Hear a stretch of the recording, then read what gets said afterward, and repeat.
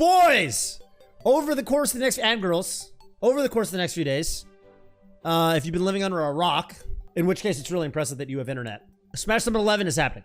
And we have a brand new tournament format, and we've got some star-studded players flying to this event, hoping to take it all. What do I mean by it all? I mean the biggest prize pool ever for Super Smash Brothers, period. Yeah, it's gonna be a lot of fun, and I thought, as I'm gonna hop on a flight tomorrow for the next couple of days, I'm not gonna be streaming, but in my interim, in my absence, we'll have some YouTube videos lined up for you guys. Please subscribe. I'm trying to get to 25K. Pretty close. It would mean a lot to me. But without further ado, I'm gonna talk about the tournament format, and I'm gonna talk about who's gonna be playing in this tournament, and we'll do some predictions. So here's the format. First of all, there's the group stage, and the group stage is just 4 pools, 4 players, round robin. All players advance to the next stage. So this is just for seeding, but not just as it's seeding in terms of the order. It actually it impacts how far into the Gauntlet Stage you go. So these are the pools for the group stage, and don't worry, we'll go over them more in a second. All right. So you play through the group stage. Depending on how good you do in your pool, you go to the Gauntlet Stage. And in the Gauntlet Stage, you basically get dumped into another like pool-like thing with 4 players, right? Different 4 players, but it's like a bracket.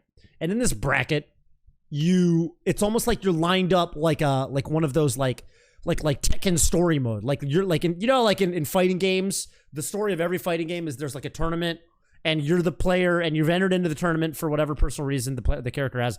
But for some reason, you have to fight every single character, and it's like, what is this fucking tournament format where I have to fight every single other competitor before I can fight Shao Kahn? Doesn't make much sense, but, well, that's kind of like what this is, the Gauntlet. So player D4 here is going to go through the Gauntlet. They've got to play player C3 if they win B2, and if they win A1. Now, and by the way, what do these letters and numbers means? These mean that C is the pool from the group stage. So the third pool's third placing player is going to fight the fourth pool's fourth placing player. Winner goes on, etc., etc. First and second place advance to the winner's bracket. Third and fourth place advance to the loser's bracket. That means this match, by the way, if I'm understanding this format correctly, that means that if you're player A1, you are automatically going to be in winners. So if you win your pool on day 1, or day 2, I guess, of the bracket, I think you automatically go into the winner's bracket, right? Because you're guaranteed first and second. This is like this gauntlet thing is basically like a little small single limb format. Pretty sure. So there's actually a lot of reason to try super hard in your pool. And then this match is just for seeding. And then there's the final bracket, which is again 8 players and winners, which are, the 2 players that got to the final round of the gauntlet, and then everybody else is getting immediately dumped into the loser's bracket. And that's just a double limb bracket with some players starting in winners and some in losers. Without further ado, let's talk about the groups, because we've already got 4 groups of 4, and here they are. I've written them down for you. I'm leaking them for all the world to witness, and I almost want to let's just go over all of them. Let's go over them. So Pool A. All right, Zayn, Nun, Amsa, and the everyman's favorite, Nick Yingling, the Falco. Obviously, Yingling a little bit of the odd man out here. This pool is crazy stacked. That being said, I think Yingling is better than people think he is. And I actually think he will not go 0-3 against all these players. I think he stands a very good shot at taking games off of Nun and Amsa.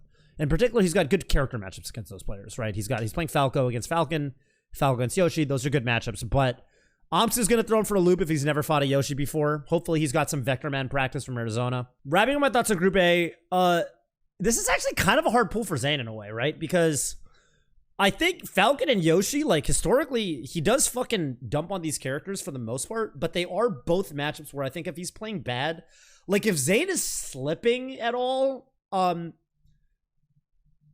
he can lose to both these players, I think. I think he can lose to both. If you took Zayn and dumped him in Pool 2, I'd be like, or Pool B, I'd be like, damn, Zayn lucked out. He got the easiest pool for himself, right? I think in this pool, I'm like, okay, look, Zayn should beat all these players. But I mean, I think they could be cool matches. I don't know. Zayn Amsa could be interesting. Zayn Nun could be interesting. I do think that out of all 3 of the Falcons, for whatever reason, Nun does seem to struggle the most against Zayn, but I know they do play a fair bit. Not a ton, but a fair bit. So, I mean, I don't even think this pool is super free. The last matchup that I think is interesting is Nun Amsa, but yeah, my thoughts on this are that I think Nun, for some reason, especially if he's playing hot, he kind of dumps on floating mid tiers. Okay, Pool B. Damn. Yeah, they really threw Hungrybox to the Wolves. And by the Wolves, I mean the Foxes. So, Mango, who's actually, I think, going to go Fox for Hungrybox. Moki and Pipsqueak. God damn. Now, the funny thing about this is I actually feel like Hungrybox is actually good against Fox. I actually think he's like, if there's one matchup where I feel like he hasn't really slipped too much, I actually kind of think it's Fox. I think Mango will probably beat Hungrybox. I think Moki will probably beat Hungrybox. I'm a little worried for Pipsqueak, honestly. I think that, like, if you haven't paid your dues, like, okay, I used to say that this was kind of the thing with Samus, was like new Fox players, they got to pay their dues against Samus. Like, up-and-coming Fox players, they all, and no one was really exempt. All the way to the top, right? Like, Leffen and Cody, they paid their dues. Yeah, with Pool B, I think that, yeah, Mango's got the fire, right? Because he's been practicing. He's on top of his game. He really, like, he's one of the guys that will make fun of Hungrybox for not grinding. He's big on making fun of Hungrybox for not grinding. So I feel like Mango has that extra little chip on his shoulder. You know what I'm saying? He's listening to classical music right now? Oh, shit. He's going to win. LSD in chat. What's up, dude? Which brings us to Pool C. I'm worried about you against Wizrobe just because I saw that. I know you've been grinding the Marth versus Falcon matchup, but it does seem like it's been a newer deal. I know you finally took a set off of Gatsu, which is super impressive. SFAT, Aklo, LSD. I do think that SFAT, for all the Zayn memes, SFAT is probably one of the best Foxes, I think, in the Marth matchup. I think this is a good pool for SFAT too. This is funny because I could see this pool going in a lot of different directions.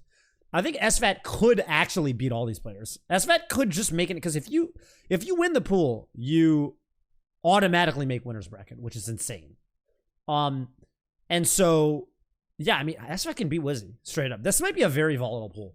This might be the kind of pool where there's some crazy three-way tie situations. I can't tell if this is a good pool for Wizzy or a bad pool for him. Because, like, on one hand, Wizzy's fucking cracked against Fox and Marth. On the other hand, SFAT can kind of beat Wizzy, and Aklo, I think, can kind of beat Wizzy. So, like, this is a fucking wild pool, actually. And then Pool D. Holy fuck, what a pool, dude. This is, man, this is a tough one for Axe. Jesus. IBDW, Plup, 2-Sane, and Axe. Plup is a 2 seed? That's nuts. Pool D is insane. Plup, IBW, I'm super interested in. I've been saying I think Plup can do it against, you know, all the naysayers from SCL Season 1, where Plup every week had to play IBW, and every week looked like he would come up just a little bit short. I don't know how many of you guys watch Plup Showdown, but he looked like a cracked gamer. He dumped on Wizrobe. He dumped on Gatsu. And yeah, that's the Falcon matchup, but like, he looked way faster. He looked way faster than he had been during the middle of the pandemic. I think this is kind of a shit pool for 2-Sane in a way, because I think IBW is insane versus versus Puff. Sorry, another 4-letter word that starts with P. Yeah, I would not want to be in Pool D.